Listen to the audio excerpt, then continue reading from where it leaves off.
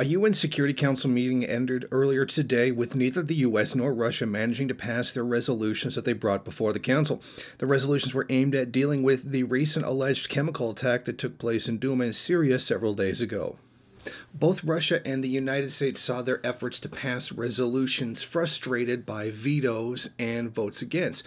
The U.S. was calling for military action against the Assad government on the pretext that the chemical attack was in fact perpetrated by them, while Russia was calling for an investigation on the ground by the OPCW to investigate the situation.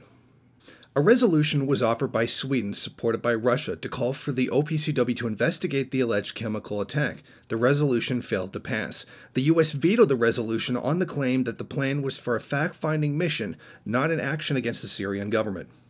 The Western countries blamed the incident on the Syrian government. Damascus rejected the accusations as chemical fabrications, which were made by the terrorists themselves in a bid to halt pro-government forces' advances. Russia, along with other countries, wanted an OPCW investigation into the alleged chemical attack. However, they requested that the sovereignty of Syria be respected by not allowing any uninvited military forces into the country. Syria has still invited the OPCW to investigate, and they have agreed to do so. U.S. Ambassador to the UN Nikki Haley denounced the UN for what she calls failing to act against the monster Assad and said that history would judge them for their actions. Thank you, Mr. President. Yesterday, I said that history will record this moment when we either lived up to our responsibility as a Security Council or showed our complete failure to protect the Syrian people. Today, we have our answer. The votes have been cast.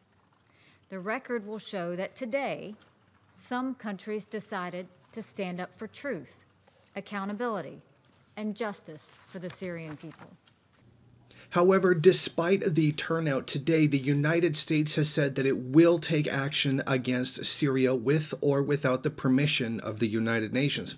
When the UK was asked whether or not they would be following suit with the US, current Prime Minister Theresa May refused to directly answer the question. Now, all of this leads to another question. Why would the Syrian government carry out a chemical attack at this time?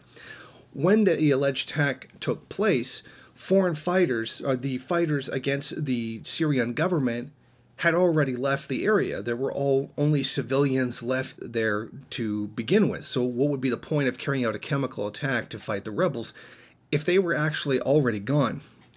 Now, Syria was already winning the conflict. They now control about 90% of the territory. So there's really no need to carry out a gas attack. Usually these are things carried out by forces who are in a desperate situation, who are losing and have to resort to something in order to win.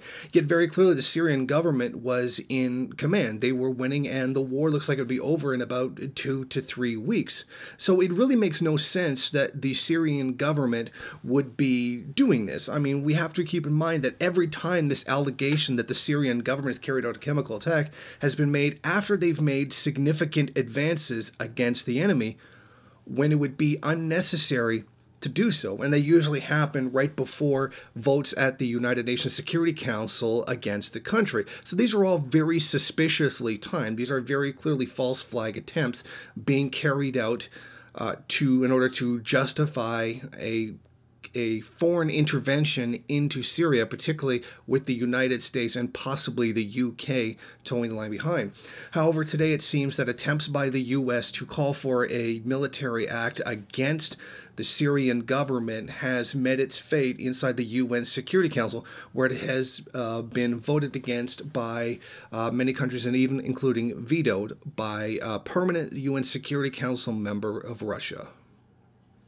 Thank you for watching. If you like this program, then please head over to my Patreon page and set up a monthly donation. It's your donations that keep this program running. Also, if you would like, please rate, comment, subscribe, and share in various social media.